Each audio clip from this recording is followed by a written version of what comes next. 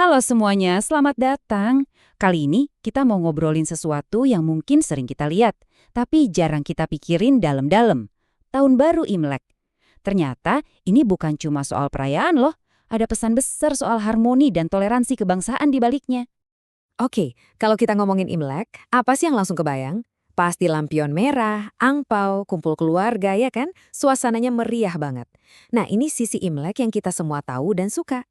Tapi pernah nggak sih kita kepikiran, jangan-jangan di balik semua kemeriahan ini, ada pesan yang lebih dalam, sesuatu yang bisa jadi semacam cetak biru gitu buat keharmonisan kita sebagai sebuah bangsa yang sangat beragam. Nah, ini dia. Semangat Imlek itu bisa jadi momen yang penting banget loh. Apalagi di tengah situasi di mana kita kadang ngerasa isu toleransi itu jadi tantangan. Perayaan ini bisa jadi kesempatan buat kita, ya semacam nge-charge ulang nilai-nilai kebangsaan kita. Dan ternyata udah ada loh gagasan keren soal ini, namanya Harmoni Imlek Nusantara.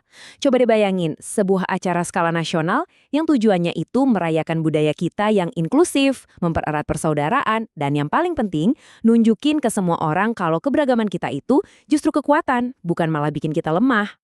Nah, yang menarik banget dari inisiatif ini, semua ide besar tentang harmoni, tentang akulturasi budaya, itu semua dirangkum secara visual dalam sebuah logo. Keren kan? Yuk kita bedah bareng-bareng logonya. Oke, kita lihat elemen utamanya dulu ya. Pertama, bentuknya. Ini bukan naga atau lampion, tapi kuda lumping. Khas budaya Betawi banget kan? Nah, ini secara langsung nunjukin perpaduan antara tradisi Tionghoa dan budaya asli Indonesia. Terus warnanya, lihat deh, merah dominan dengan surai putih. Jelas banget ini simbol bendera kita, merah putih. Tapi tunggu dulu, maknanya lebih dalam dari itu. Lihat matanya yang kayak api, itu simbol semangat dan keberanian di tahun kuda api. Terus, garis putih di mulut dan kakinya, itu pengingat buat kita biar selalu bijak dalam ngomong dan bertindak. Nah, ini yang paling spesial nih, dua garis putih di ekornya. Ini melambangkan momen langka waktu Imlek bertepatan dengan bulan suci Ramadan. Simbol harmoni antar agama yang kuat banget kan? Dan semua pesan ini dirangkum dengan indah banget dalam kutipan dari salah satu inisiatornya. Indonesia tumbuh melalui harmoni, perbedaan hadir sebagai kekuatan. Itulah Bhinneka Tunggal Ika. Wah, kena banget ya. Jadi, logo dan perayaan ini intinya adalah penegasan kembali semangat Bhinneka Tunggal Ika kita. Oke, dari acara yang modern ini, sekarang yuk kita tarik mundur waktu jauh ke belakang. Ribuan tahun lalu buat ngerti akar filosofis dari semua ini. Dan akarnya itu ada di ajaran sang nabi, Kongzi, atau yang lebih kita kenal sebagai Konfusius. Nah, mungkin ada yang nanya, tahun 2577, kok angkanya gitu? Ini dihitung sejak kelahiran Kongzi di tahun 551 sebelum Masehi. Jadi kalender Imlek itu ternyata nyambung langsung ke warisan pemikiran beliau. Terus apa sih inti ajaran Kongzi? Salah satu konsep kuncinya adalah Junzi. Apa itu Junzi? Gampangnya, Junzi itu adalah sosok manusia ideal. Orang yang berbudi luhur, berkarakter, yang tujuannya adalah hidup rukun dan harmonis. Dan yang penting, harmonis bukan karena semua orang harus sama, tapi justru karena kita bisa rukun di tengah perbedaan. Ada satu kutipan keren banget yang ngejelasin ini. Seorang Junzi hidup rukun meski ia berbeda. Seorang Shaoren, orang berkarakter rendah, tidak pernah rukun meski ia sama. Dalam banget ya. Jadi kuncinya itu bukan keseragaman, tapi keluhuran budi. Inilah yang ngebedain seorang Junzi dari Shaoren, atau orang yang karakternya kurang baik. Nah, fondasi buat jadi seorang Junzi itu adalah kebajikan yang disebut Zen. Simpelnya, Zen itu artinya kemanusiaan, atau cinta kasih kepada sesama. Ini bisa dibilang jantungnya filosofi Kongzi. Dan kerennya, Kongzi nggak cuma ngasih konsep abstrak doang. Dia nge-breakdown Zen ini jadi 5 langkah praktis yang saling nyambung. Gini alurnya, semua dimulai dari rasa hormat. Kalau kita hormat sama orang, kita nggak akan dihina. Dari rasa hormat tumbuhlah toleransi yang bikin kita diterima di mana-mana. Kalau kita udah diterima, orang akan percaya sama kita. Nah, dengan kepercayaan itu, kita dikasih tanggung jawab. Kita harus tekun biar sukses jalaninnya. Dan di puncaknya, dengan kemurahan hati, kita nunjukin kalau kita pantas jadi panutan atau pemimpin. Ngomongin soal toleransi, nah ini nih, ajaran Kongzi itu kayak nantang kita buat mikir lebih dalam. Soalnya, ada beda besar loh antara toleransi yang beneran sama toleransi yang ya cuma di permukaan aja.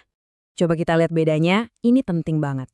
Toleransi yang semu itu sifatnya pasif. Kita cuma, ya udah deh, nahan diri atau sabar-sabarin aja sama orang yang beda pendapat sama kita.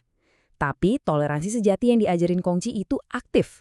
Kita dituntut buat bener-bener buka pikiran, buka hati, buat ngakuin kalau di pandangan orang lain itu mungkin ada benernya juga, meskipun kita nggak setuju 100%. Beda banget kan rasanya? Ada lagi nih kutipan dari Konfusius yang nancep banget. Manusialah yang mengembangkan agama, bukan sebaliknya. Maksudnya apa? Intinya, jangan sampai agama itu jadi sekadar aturan kaku yang ngendaliin kita.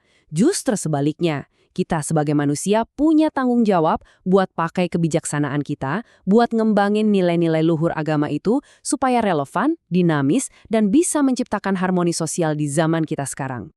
Oke, dari filosofi-filosofi tadi, sekarang kita coba tarik ke dunia yang lebih praktis, pemerintahan dan kepemimpinan. Pertanyaannya, gimana caranya sebuah negara bisa harmonis? Menurut Kongsi, resep pemerintahan yang baik itu sederhana. Tujuannya satu, kesejahteraan rakyat. Caranya, bukan dengan aturan yang ketat atau hukuman, tapi lewat teladan moral pemimpin itu sendiri. Atau yang disebut T. Hasilnya apa? Rakyat bakal kerja sama dengan sukarela. Bukan karena takut, tapi karena mereka hormat sama karakter pemimpinnya. Dan ada metafora yang indah banget buat ngejelasin ini dari Huston Smith.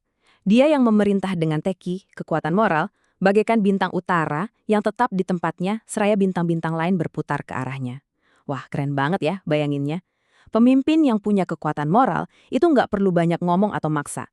Dia cukup jadi pusat yang stabil, kayak bintang utara, dan masyarakat secara alami akan ikut selaras. Kekuatannya itu ada di dalam dirinya, di teladannya. Jadi kalau kita renungkan, makna Imlek yang sesungguhnya itu adalah sebuah panggilan. Panggilan untuk kita semua bertindak.